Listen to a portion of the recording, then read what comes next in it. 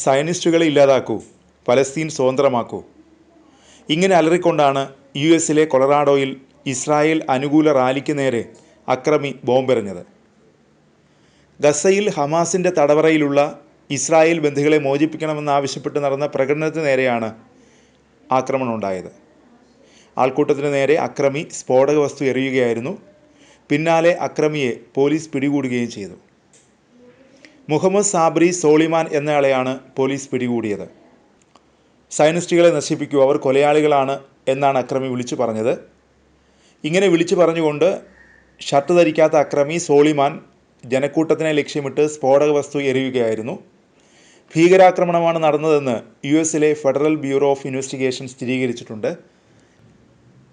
സമയം ഞായറാഴ്ച ഉച്ചയ്ക്ക് 1:26.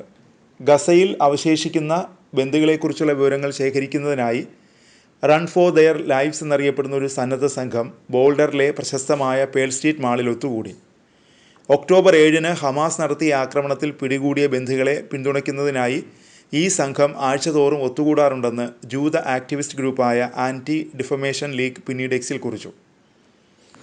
പതിവായി ഷെഡ്യൂൾ ചെയ്തിട്ടുള്ള ആഴ്ചതോറുമുള്ള സമാധാനപരമായ പരിപാടിയിലാണ് ആക്രമണം നടന്നത്.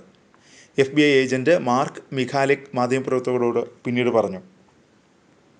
കൊളറാഡോ ആക്രമണത്തിലെ പ്രതി ആരാണ്? ആക്രമണത്തിന് പിന്നാലെ തന്നെ പ്രതിയെ കസ്റ്റഡിയിലെടുത്തു. മുഹമ്മദ് സാബ്രി സോളിമാനാണ് അക്രമിയെന്ന് പോലീസ് അറിയിച്ചു. കുറ്റകൃത്യം നടന്ന സ്ഥലത്ത് നിന്ന് തന്നെ ഇയാളെ അറസ്റ്റ് ചെയ്തു. ചെറിയ പരിക്കുകളോടെയാണ് ഇയാളെ പിടികൂടിയത്. തുടർന്ന് അക്രമിയെ ആശുപത്രിയിലേക്ക് മാറ്റി. 45-കാരനായ സോളിമാൻ വലിയ ഗ്രൂപ്പിൻ്റെയോ ശൃംഖലയുടെയോ ഭാഗമാണെന്ന് കരുതുന്നില്ലെന്ന് FBI പറഞ്ഞു. എന്നാൽ ഈ സംഭവത്തിൽ ഒറ്റയ്ക്ക് പ്രവർത്തിച്ചുവെന്ന് കരുതുന്നില്ലെന്നും FBI Denver special agent in charge Mark Michalek പിന്നീട് മാധ്യമങ്ങളോട് പറഞ്ഞു. 2005 സോളിമാൻ അമേരിക്കയിലേക്ക് പ്രവേശിക്കാൻ വിസ നിഷേധിച്ചതായി CNN റിപ്പോർട്ട് ചെയ്തു. പ്രതി എപ്പോൾ എങ്ങനെ US പ്രവേശിച്ചുവെന്ന് വ്യക്തമല്ലെന്നും റിപ്പോർട്ടിൽ പറയുന്നു. സോളിമാൻ ഈജിപ്ഷ്യൻ പൗരനാണെന്ന് അധികൃതരെ ഉദ്ധരിച്ച് NBC റിപ്പോർട്ട് ചെയ്തു. മാത്രമല്ല, മുമ്പ് ഏതെങ്കിലും നിയമവിരുദ്ധ പ്രവർത്തനങ്ങളിൽ ഏർപ്പെട്ടതായും അറിയില്ല. ഇയാളുടെ സോഷ്യൽ മീഡിയ അക്കൗണ്ടിലും ഏതെങ്കിലും ആശയത്തിൻ്റെ ഭാഗമാണ് ഇയാൾ എന്ന സൂചനകളൊന്നുമില്ലെന്നും അധികൃതർ പറയുന്നു. ടൂറിസ്റ്റ് വിസയിൽ എത്തിയ ശേഷം അനധികൃതമായി US തുടരുകയാണെന്നും അധികൃതർ വ്യക്തമാക്കി.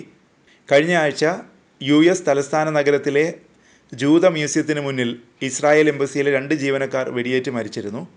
വൈറ്റ് ഹൗസിൽ നിന്ന് 2 കിലോമീറ്റർ മാത്രം അകലെ ക്യാപിറ്റൽ ജൂയിഷ് മ്യൂസിയത്തിലെ പരിപാടി കഴിഞ്ഞ് പുറത്തേക്കിറങ്ങുമ്പോഴാണ് വെടിവെയ്പ്പുണ്ടായത്.